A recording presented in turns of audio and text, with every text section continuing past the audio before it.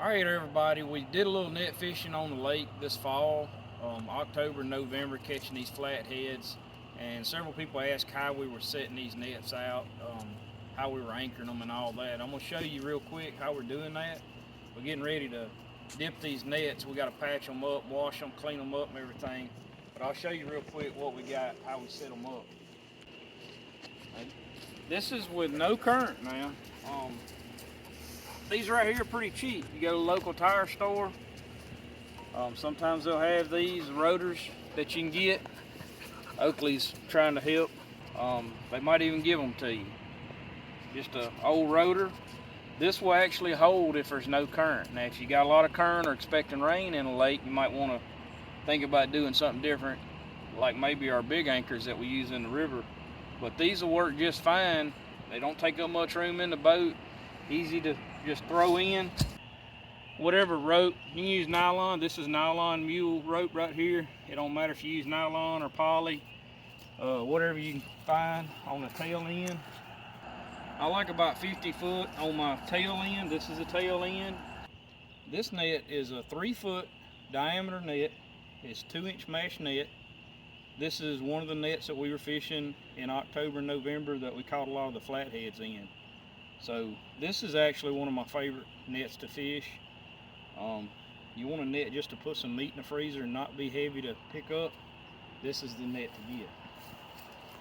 You can see in this one, the back flue's kindly open a little bit. For blues, it probably needs to be a little tighter, but we actually catch a lot of flatheads, and we catch some big flatheads in this net like this. We got our bridle here. A lot of people use either 3-sided bridle or a 4-sided bridle. 2's just fine for what we do.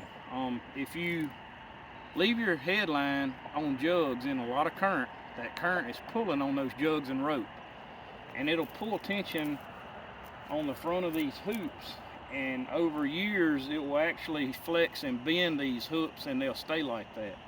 I have never had trouble with my hooks bending with a bridle like this, but I always drag for my lines, and my lines are on bottom.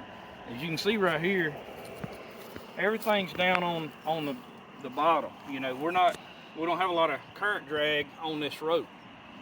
So the way we would fish in a lake, now I wouldn't do this in a river, but in a lake, we would have a weight out here about 15 or 20 foot from the bridle, and you can see this rope's up off of the bottom right here, and that makes it really, really easy to drag. Another thing is, instead of nylon, if this were nylon, this rope would be down here like this right now because it's a little heavier. This poly tends to float, so I like to use poly. I don't always, but I like to use poly on my headline. It just makes it way easier to drag up because it's kind of buoyant like.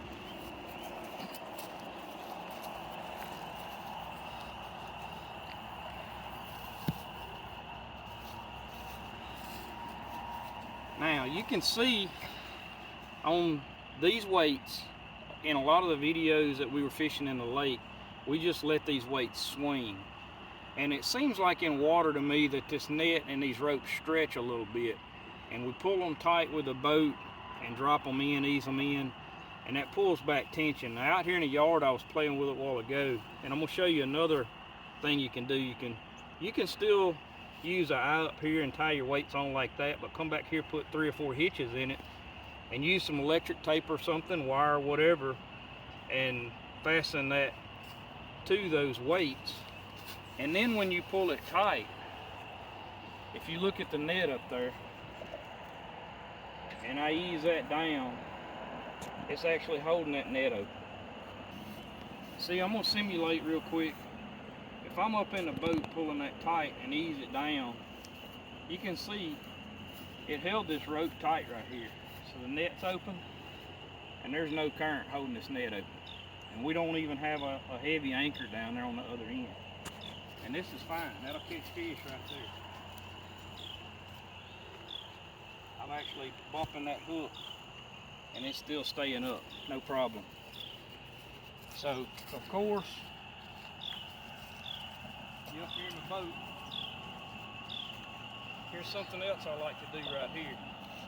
I don't always do this, but this is something I did years ago. I need to get me some more of these. These are little slide-on floats. I'd put these on my headline, and it'd make this headline rise up a little bit in the river. It makes it a lot easier to drag up. You can also tie a Coke bottle on it, and it'll work. Of course, we would just pull that tight, drop it in, good to go. That's how we fish our nets in the lake, right there. All right, that's all it is to it. It's not rocket science. You can do this a lot of different ways.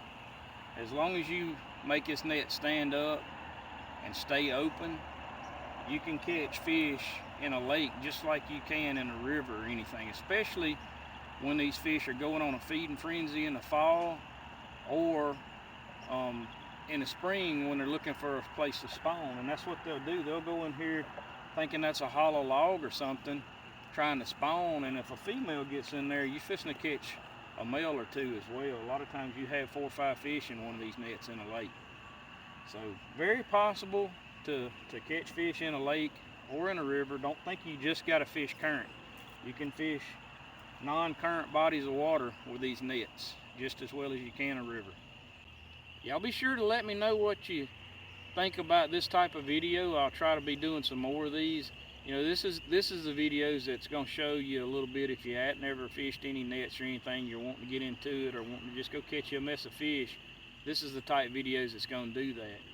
Be sure to subscribe, like and share videos to your buddies. That's going to be it for this one. God's Country Hunting and Fishing, keeping it real.